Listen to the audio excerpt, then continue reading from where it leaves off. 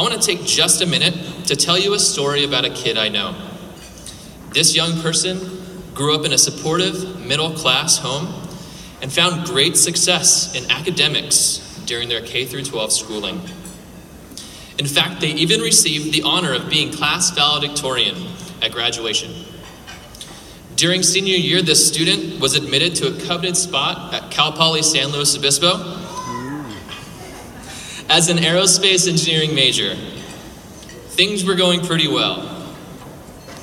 2 years later, this student found themselves on academic probation and eventually kicked out of the engineering program due to poor academics.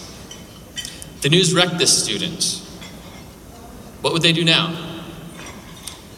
The sting of shame, humiliation, and disappointment fresh. We see the student often in the high school world. Fast forward, and the student who was kicked out of this first college experience found their true passion and calling. They are now a school counselor. In fact, they're in this very room right now. You see, that student was me. In education, and I own that I am part of this problem, we focus so much energy into how we can simply avoid failures and make it such a bad word that we don't often know how to react when we unavoidably fail. While failures are not often fun learning opportunities, the word learning here is key. If you don't think that failure is an essential part of learning, I invite you to come hang out with my 15-month-old. My experiences with failure and the subsequent learning that followed changed the course of my life. Chances are I would not be a school counselor, not be working with students and families that I adore, and not helping change lives every day in big or small ways. I remember attending conferences just like this one and thinking things like, that could never be me, or they must have it all together when it came to awards time. I want to encourage each and every one of you that you do have what it takes, and you do stand up here with me this year. This is not an individual profession, and we are in this together.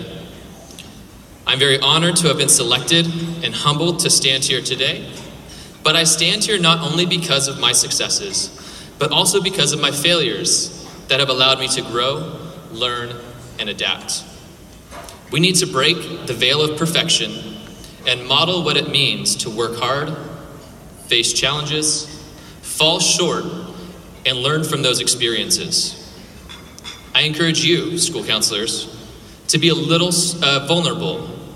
Share something you have failed at with students or parents and how you grew or are different because of it. It is amazing when they realize that yes, even the school counselor is not infallible. This is why I am sharing this story with you today and commit to changing my own counseling approach regarding failure to one of discovery and opportunity rather than simply not meeting the proverbial mark. Mary Ann Evans, better known by her pen name George Eliot, who was an English novelist, poet, and journalist, said it well. Failure after long perseverance is much grander than never to have a striving good enough to be called a failure. Another author, Napoleon Hill, also wrote, most great people have attained their greatest successes just one step beyond their greatest failures. So school counselors, I challenge you to strive greatly for your students, for your school, and for yourself, such that the failures and setbacks that you are likely to face push you to greater learning and growth. Do not be afraid to take the next step that may seem larger than you may feel, because that may be the very step where you find your next success. Thank you.